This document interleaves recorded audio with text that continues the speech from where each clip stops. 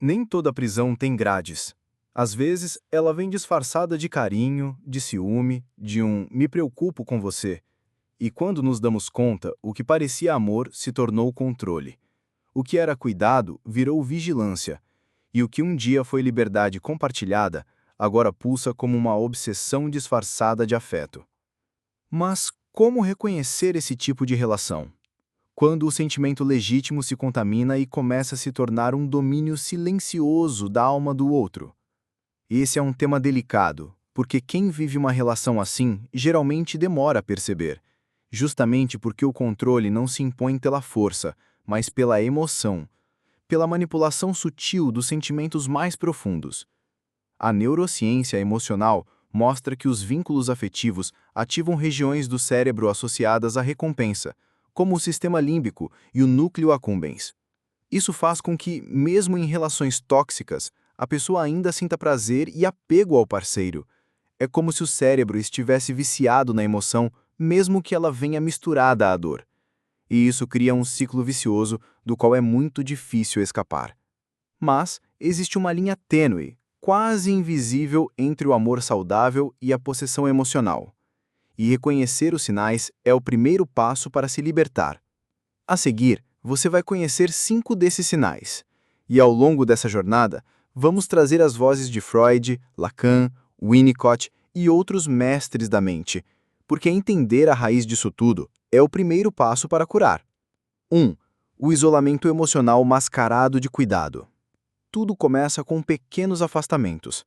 Amigos que não prestam, familiares que te influenciam demais, hobbies que te afastam da gente. No começo parece cuidado, mas com o tempo você percebe que está mais só do que antes, apenas com a presença da outra pessoa ao seu lado.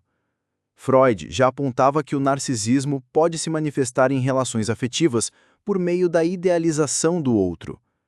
O parceiro possessivo projeta suas inseguranças e precisa garantir que o outro seja apenas dele, como se fosse um espelho de sua própria identidade. E aqui entra o primeiro sinal. Quando o outro tenta te afastar de tudo que te dá autonomia, te conecta com o mundo e reforça quem você é, isso não é cuidado, é controle. E o pior, o cérebro interpreta como proteção, ativando a dopamina, um falso prazer que acorrenta. 2. A necessidade de saber tudo o tempo inteiro. O segundo sinal é sutil, mas devastador. A obsessão pelo controle de cada passo. Onde você foi? Com quem estava? Por que não respondeu na hora? Perguntas que parecem naturais em uma relação, mas que ganham um tom de inquisição constante. Jacques Lacan, em sua teoria do desejo, explicou que o desejo humano é sempre desejo do outro. Ou seja, queremos ser amados por quem amamos, mas em relações possessivas, essa necessidade de ser o centro do mundo do outro vira um labirinto paranoico. A neurociência nos mostra que esse comportamento está ligado à ativação da amígdala cerebral, centro das emoções de medo e ameaça. Pessoas com insegurança afetiva intensa tendem a monitorar tudo para tentar evitar a perda, mas esse monitoramento vira sufocamento. Se você sente que precisa prestar contas de cada passo, como se estivesse sempre devendo explicações, cuidado, o amor virou vigilância. 3. O ciúme que se disfarça de exclusividade. Eu sou assim porque te amo demais.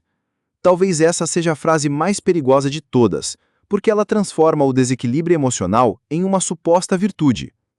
O ciúme, segundo Winnicott, é um reflexo da dificuldade de lidar com a alteridade, com o fato de que o outro é um ser separado de mim. O possessivo não suporta imaginar que o outro possa ser livre, porque no fundo teme ser abandonado, rejeitado, esquecido. É um medo que se traveste de amor.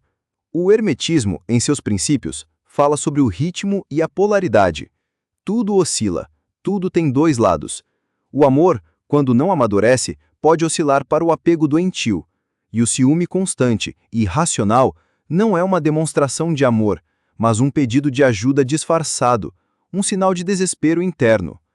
Quando você se sente culpado por conversar com outras pessoas, quando o outro se sente ameaçado por sua independência, aí está o terceiro sinal, a possessividade emocional.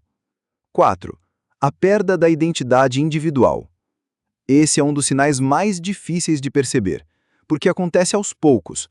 Você começa a mudar o seu jeito de vestir, o seu jeito de falar, de rir, de se expressar. Começa a evitar certas opiniões para não gerar conflitos. E, sem perceber, está se moldando à expectativa do outro. Erich Fromm, no clássico O Medo à Liberdade, diz que muitas pessoas trocam a liberdade pela falsa segurança de serem possuídas por alguém, porque é mais fácil se deixar levar do que sustentar a própria autonomia. A neurociência chama esse fenômeno de autoanulação adaptativa, quando o cérebro prefere se adaptar ao ambiente para evitar rejeição ou confronto. É um mecanismo de sobrevivência emocional, mas que cobra um preço: a perda de si mesmo. Se você sente que se desconectou daquilo que te fazia você, que deixou de ser quem era para manter o relacionamento, esse é o quarto sinal: a possessão silenciosa da sua identidade. 5. O medo de partir, mesmo quando se está sofrendo. Esse é o sinal mais cruel de todos. Quando a pessoa sabe que está sendo controlada, sabe que já não é feliz, mas mesmo assim não consegue ir embora. Sente culpa, medo, ansiedade só de pensar em se afastar. É o que Freud chamava de compulsão à repetição. Reproduzimos do presente padrões de sofrimento mal resolvidos do passado. Muitas vezes, relações possessivas nos prendem porque tocam feridas de infância: abandono, rejeição, carência afetiva. A pessoa possessiva nos ativa essas feridas e, ao mesmo tempo, se oferece como um remédio para a dor que ela mesma causa. É um ciclo vicioso que aprisiona a mente e o coração. E a saída? A saída começa com consciência, com a coragem de olhar para dentro e perguntar: estou sendo amado ou dominado? Estou vivendo um vínculo ou uma prisão emocional?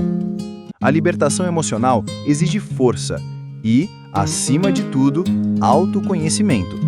Como dizia Jung, aquilo que não enfrentamos em nós mesmos, encontraremos como destino.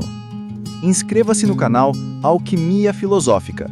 Aqui, abrimos espaço para reflexões profundas que unem psicanálise, neurociência e sabedoria ancestral para ajudar a curar o que não se vê, mas se sente, todos os dias.